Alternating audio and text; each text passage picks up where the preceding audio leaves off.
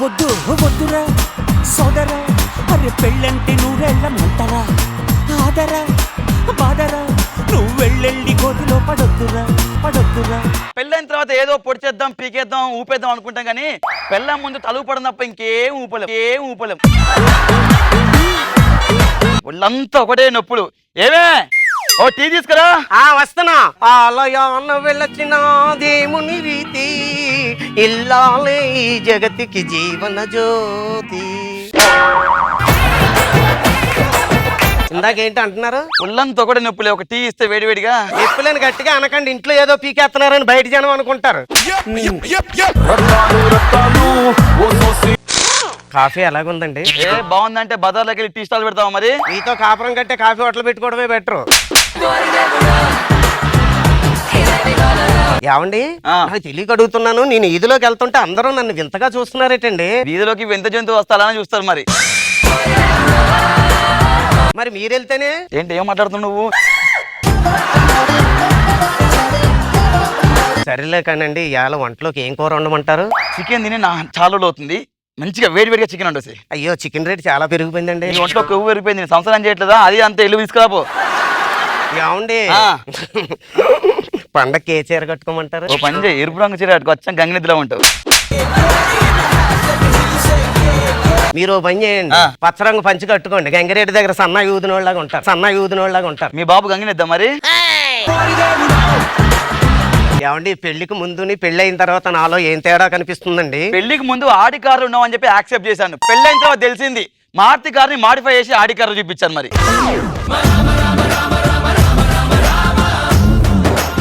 ఉండండి, ఫోన్ వచ్చినట్టుంది. తాతయ్య, నీకు అప్పుడే నిండు నూరేళ్ళు నిండిపోయా తాతయ్య. 102 అని చెప్పావు, అది జ్వరం అండి. సరే ఏమండి, నేను కనీసం బస్సు ఎక్కించడానికైనా వస్తారా? ఆ బాబా నేను కట్టుకోను, రోడ్డు మీద పడుకున్నావు అనుకో, వాడే ఎక్కిస్తాను నేను. నన్ను ఎక్కించమంది కింద కాదండి, బస్సు లోపల. బస్సు లోపల ఎక్కిన తర్వాత డ్రైవర్ కంట కనబడకు. ఏమండి, ఇక్కడ అందరు పోతారు కాబట్టి. ఏమండి, నేను ఊరు వెళ్ళిన తర్వాత నాకు ఫోన్ చేయండి. ఫోన్ చేస్తలే. ఏమండి ఏమండి ఏంటి మా ఇంట్లోకి మీ ఆయన వచ్చాడా? అదేంటండి ఏమండి అంటున్నావు కదా మరి. ఎవరు నువ్వు? కొత్తగా వచ్చిన పని మనిషి అండి. మరి ఏంటి పాతగా ఉన్నావు? మీ ఆయన ఏం చేస్తుంటాడు మరి? ఏమి చేయడండి. మరి ఏం చేయకుండా పని ఎట్లా మరి? ఆయన తాగి తొంగుంటాడండి, నేను కష్టం చేసి ఆయన పోషిస్తుంటా. నాకు లేకుండా మాట. సరే నువ్వేం పని చేస్తావు ఇప్పుడు? బాత్రూమ్ దగ్గర నుంచి బెడ్రూమ్ వరకు మొత్తం అన్ని పనులు చేస్తానండి. మధ్యలో పని అంతా మీ బాబు చేస్తాడా మరి?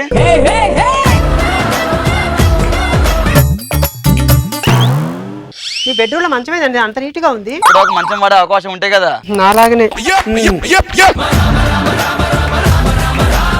ఏవండి, ఇంటికి దీపం ఇల్లాలంటారు, దీపం లేకుండా ఇల్లాలి అంటారు. మన ఒంట్లో కరెంట్ ఉండాలి కానీ బయట ఇలాంటి ట్యూబ్లైట్ ఎన్ని ఉంటాయో.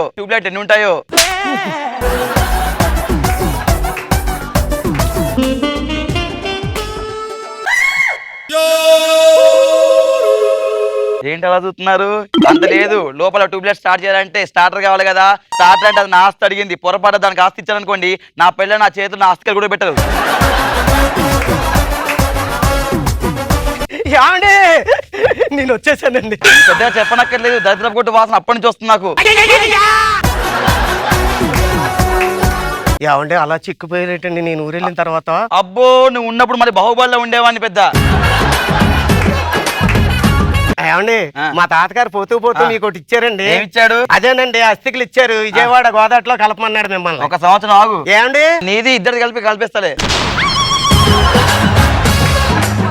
అవి ఎవత్తండి, ఇందా నుంచి తొంగి చూస్తున్నా, ఎవరో లోపల. అయ్యో, నా సంసారం బుగ్గు పాలైపోయిందే. నాదేదో పెట్టుకున్నదాన్ని అందమైన దాన్ని పెట్టుకోవచ్చు కదా. ఏం చేస్తున్నావు? అందమైన అమ్మాయి ఫోన్ చేస్తున్నా.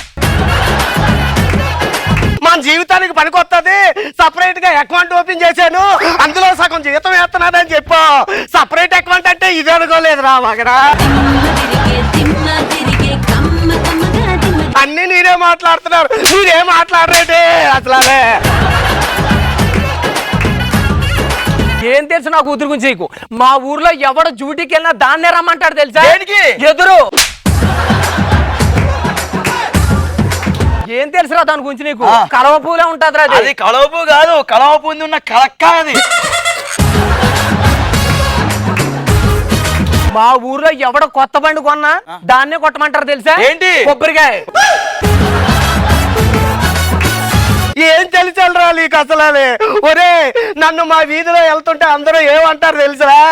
మహాలక్ష్మి మహాలక్ష్మి అంటారే. అలాంటిది నా సంసారంలో ఇంకో దాన్ని తీసుకురావడానికి నీకు సిగ్గులేదురా అసలు?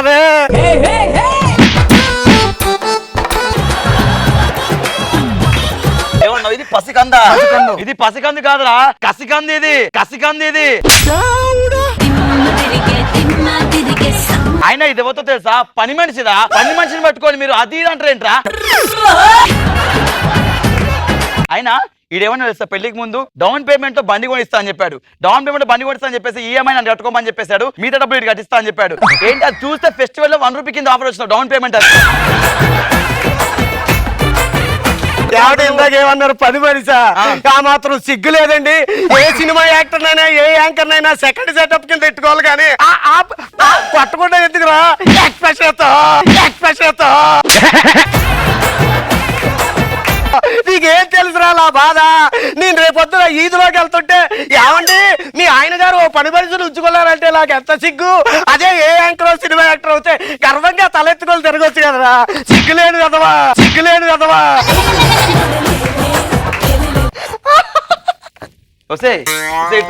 నా సంసారం చెడదొబ్బి గొడవ పెట్టి పిల్ల మొగులకి మామూలులో గొడవ పెట్టి నవ్వుతావేంటే? ఏమండి నన్ను పర్మిషన్ అనుకున్నారా?